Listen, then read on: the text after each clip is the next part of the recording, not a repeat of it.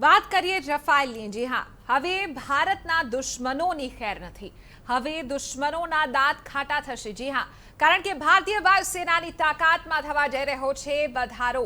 ભારતને હવે એક એવી શક્તિનો સાથ મળી ગયો છે જે દુશ્મન દેશોની રાતની ઊંઘ હરામ કરી નાખશે। હવે રફાલના રણકારથી ખબરદાર થઈ જાય દુશ્મનો।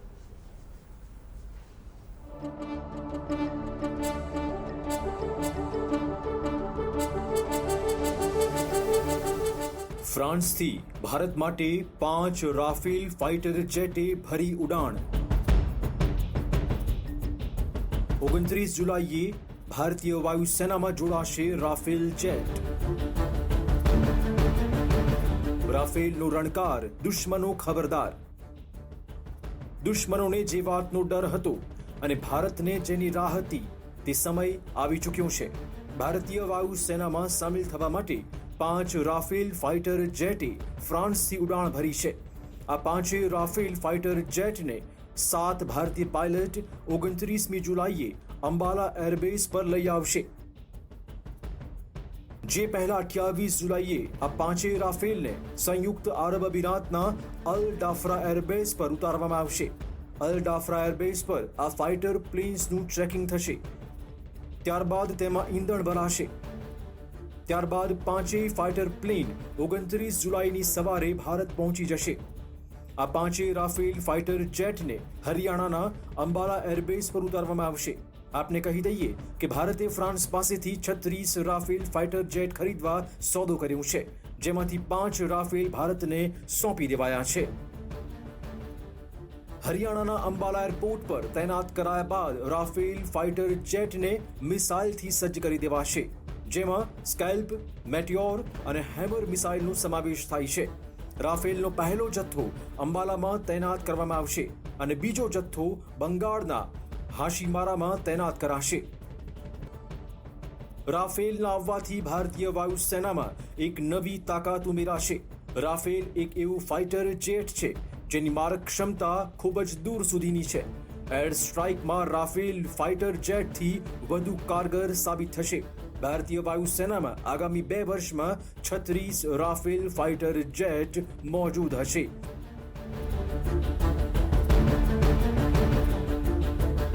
Bureau report TV9।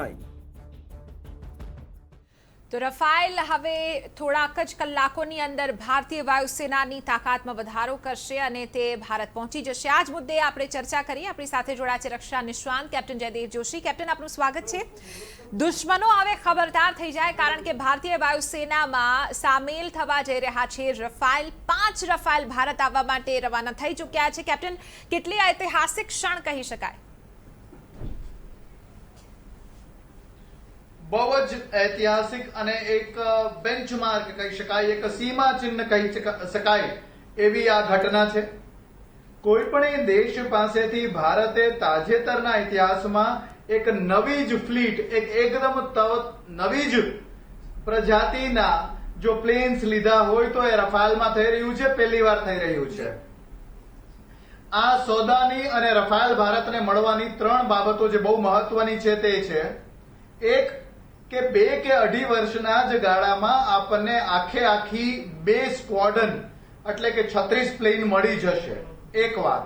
બીજી વાત કે આ બધા પ્લેન્સ આપણે જેને કમ્પ્યુટરની ભાષામાં કહીએ તેમ પ્લગ એન્ડ પ્લે, એટલે કે તરત જ આવો, પ્લગ લગાવો અને એને કામે લો, તરત જ તૈયાર થાય એવી રીતે આપણા પાયલટ્સ, એન્જિનિયર્સ, ટેકનિશિયન્સ રેડી છે। અને સૌથી છેલ્લી અને બહુ મહત્વની વાત, ઇન્ડિયા સ્પેસિફિક મોડિફિકેશન્સ, 5 એવા ભારતની રિક્વાયરમેન્ટના જે મહત્વપૂર્ણ મોડિફિકેશન્સ છે એ મોડિફિકેશન્સ સાથે આપણી જરૂરિયાત પ્રમાણે રફાલ આવી રહ્યા છે।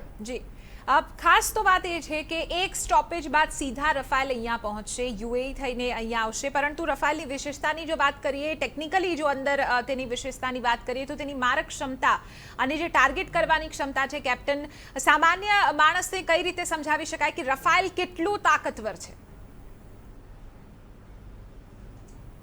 જી, એની મારક ક્ષમતા અને વેપન્સ જે ક્યાં વાપરી શકે એ પહેલા એ વાત પણ કહી દઉં કે એક સ્ટોપ કર્યા પછી એક રાત્રિ રોકાણ યુએઈ ના ફ્રેન્ચ બેઝ એરબેઝ પર કરીને આવે છે, પણ એની જરૂર નથી.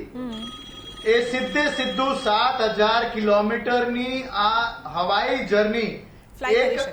ઝટકામાં કરી શકતું હતું, પણ વચ્ચે એર ફ્યુલ કરવાનું છે, ટેન્કર છે, એટલે થોડું મોડું છે. મારક ક્ષમતાની વાતમાં એ ન્યુક્લિયર વોરહેડ્સને પોતાની સાથે ટાર્ગેટ કરી શકે છે, હા. મિસાઇલ્સને લઈ જઈ શકે છે. જે લેટેસ્ટ ઇક્વિપમેન્ટના હીટ સીકિંગ મિસાઇલ્સ છે, જે દુશ્મની એરક્રાફ્ટને ન તો માત્ર પકડે, એ જ્યાં જાય ત્યાં તેનો ઓટોમેટિકલી હવામાં જ રસ્તો બદલીને એનો પીછો કરી અને એને ટાર્ગેટ એક્વાયર કરે, અને આ આખી જર્નીમાં એ મિસાઇલ પોતાનો ડેટા અને ટાર્ગેટનો ડેટા પણ કમ્પ્યુટરથી રફાલને આપતું રહે. જી સાથોસાથ કેટલાય બધા જે નોર્મલ બોમ્બર મિશન, એ બોમ્બર મિશનને કેરી આઉટ કરવાની ક્ષમતા પણ છે. બિલકુલ કેપ્ટન, જો હેમર મિસાઇલની વાત કરવામાં આવે તો ભારતની આ રિક્વાયરમેન્ટ હતી અને તેને અર્જન્ટ ઓર્ડરથી એક રીતે ફ્રાન્સે તેની અંદર ઇન્સ્ટોલ કરી છે. હેમર મિસાઇલ માટે ભારત કેમ આટલું બધું ઉતાવળ્યું હતું? ભારતની જે રિક્વાયરમેન્ટ છે કોઈ ચોક્કસ પ્રકારની છે. જી. જે પ્રકારની ડોગ ફાઇટ્સ એરફોર્સ વચ્ચે જ્યારે બે પ્લેન વચ્ચે લડાઈ થાય તો તેને ડોગ ફાઇટ કહેવાય. એ ખૂબ આવી બધી ડોગ ફાઇટો ભારતે કરી છે. 71 ના યુદ્ધમાં થઈ હોય કે હમણાં જ અભિનંદન વર્ધમાન એમની સાથે થયું હોય, તો F-16 એ પણ જરાય ઓછું આધુનિક વિમાન નથી, જે અમેરિકાએ રિસર દાનમાં ભીખમાં પાકિસ્તાનને આપ્યું છે.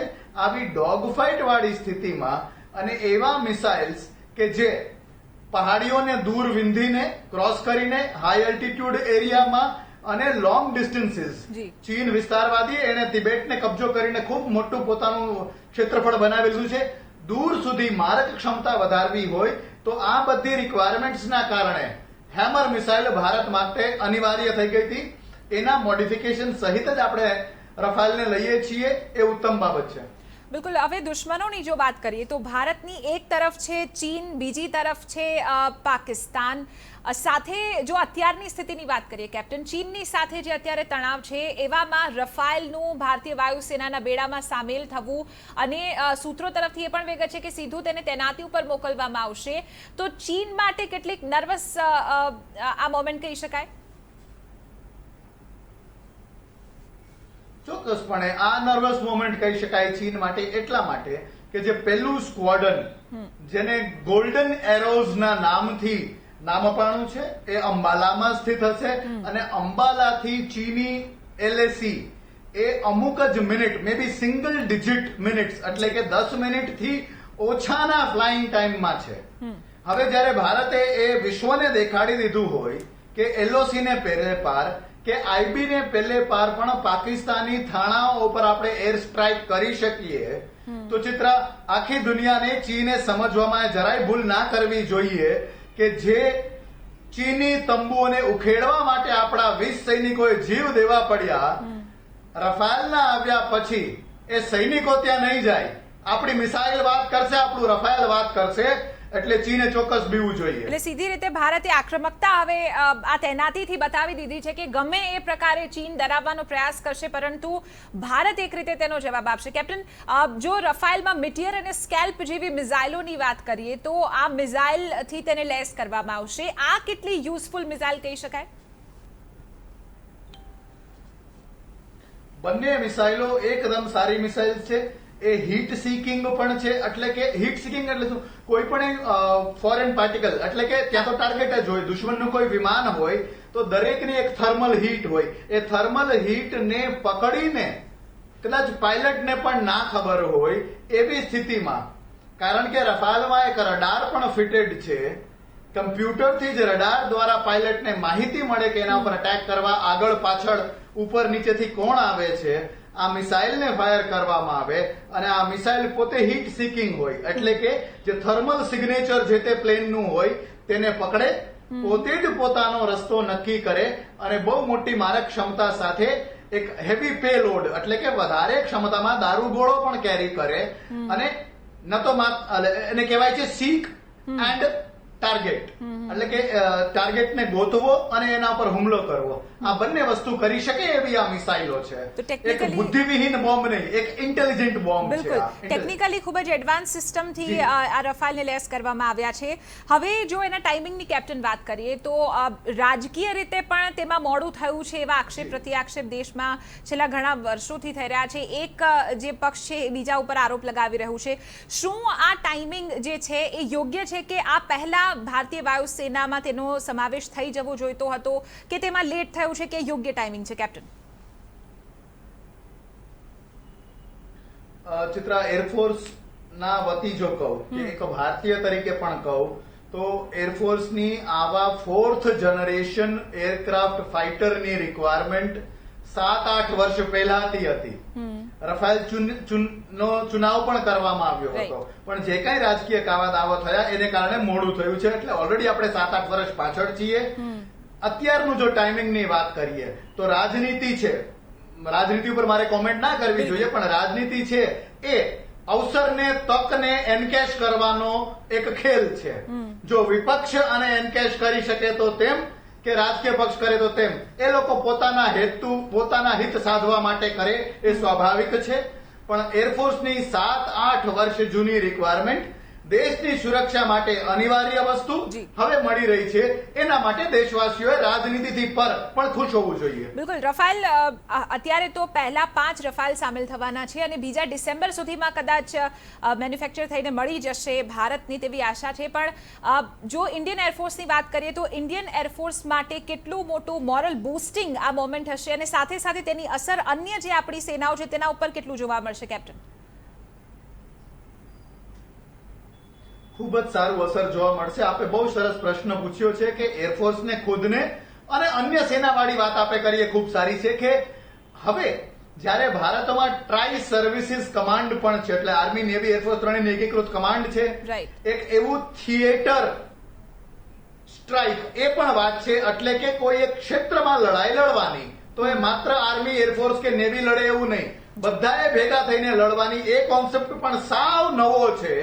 અને પહેલી વાર ભારતના ઇતિહાસમાં એક CDS, chief of defence staff હોય ત્યારે આ ત્રણેય ફેક્ટર્સને જો એક સાથે લો તો જેમ બોર્ડર પિક્ચરમાં એક ખૂબ જાણીતો ડાયલોગ છે, હમી હમ હૈ તો ક્યા હમ હૈ, તુમી તુમ હો તો ક્યા તુમ હો. એમ એકલું એરફોર્સ, એકલું આર્મી નહીં, આર્મીની મદદમાં એરફોર્સ અને ક્યાં બોમ્બ મારો કરવો એની મદદ માટે આર્મી, આવું સરસ સામંજસ્ય વાળું વાતાવરણ હવે ખડું થાય એવું માની શકાય. બિલકુલ બિલકુલ. તો ખૂબ જ ઐતિહાસિક એક ક્ષણ હશે. આભાર કેપ્ટન જયદેવ જોશી TV9 સાથે વાતચીત કરવા બદલ. તો રફાલનો રણકાર અને એક રીતે હવે દુશ્મનો થઈ જાય ખબરદાર. બિલકુલ 29મી જુલાઈની રાહ કે જ્યારે અંબાલા એરબેઝ ઉપર પહોંચશે 5 રફાલ ફાઇટર જેટ.